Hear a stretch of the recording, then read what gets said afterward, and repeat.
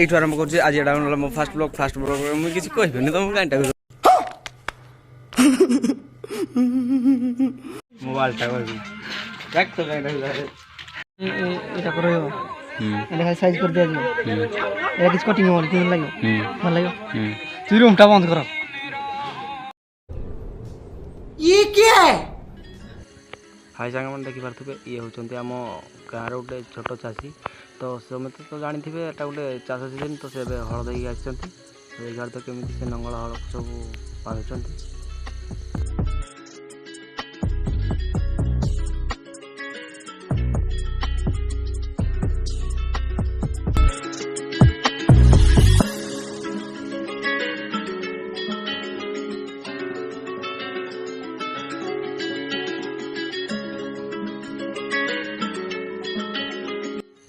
तो एबे देखी पार्थुबे एटा आम गाँव गोटे छोट साई आउ जोठिकी आमे माने मु रुहे